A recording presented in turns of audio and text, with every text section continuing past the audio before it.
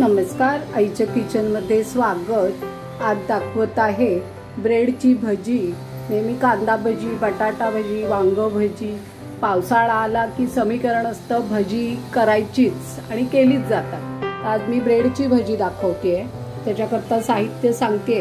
हे 4 स्लाइस ब्रेडचे घेतलेले आहेत। मध्यम आकाराचा बटाटा सालं काढून पाण्यात किसून ठेवलेला आहे।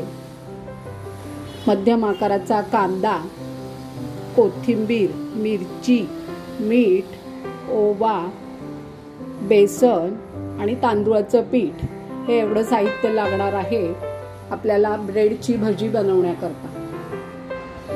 तर आता चला मग कृती बघूया आपण। त्या ब्रेडची स्लाइस ही अशी पाण्यात घालायची आहे, भिजवून लगेचच आपल्याला ती काढायची आहे। पाणी सगळं निथळून काढायचं आहे। जेवढं काढता येईल तेवढं काढून घ्यायचंय पाणी।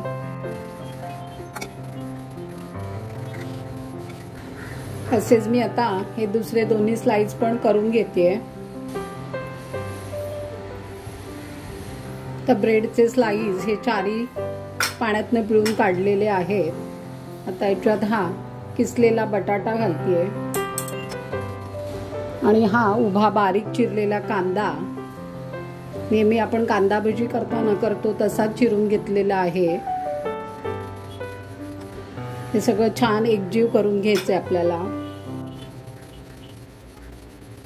पाणी अजिबातच लागणार नाहीये। कांदा पण आहे, बटाटा किसून घेतलेला आहे आणि पाव आहे, त्यामुळे पाणी शक्यतो लागणारच नाही।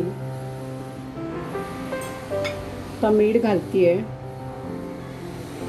चवीनुसार, ओवा, हळद,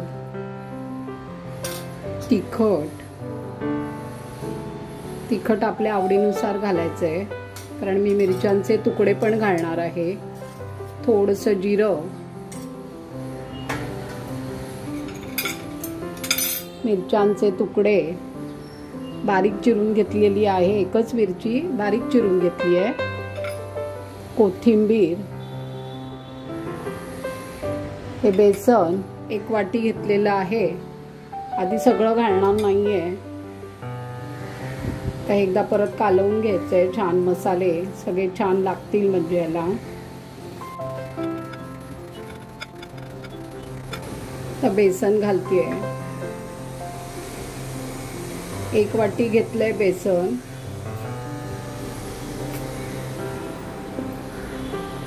आणि तांदूळाचं पीठ हे 2 चमचे। आणि आता हे छान कालवून घ्यायचं आपल्याला। एकीकडे मी तेल आता तापत ठेवलेलं आहे। भज्यांचं पीठ छान भिजवून झालेलं आहे। मी 1 वाटी बेसन घेतलं होतं, त्यातलं पाव वाटी शिल्लक राहिलेलं आहे। पाऊण वाटी बेसन वापरले मी। आता बघूया आपण तेल तापलंय का। तेल तापलेलं आहे। गॅस थोडा मोठा करते, खूप मोठा नाही करते।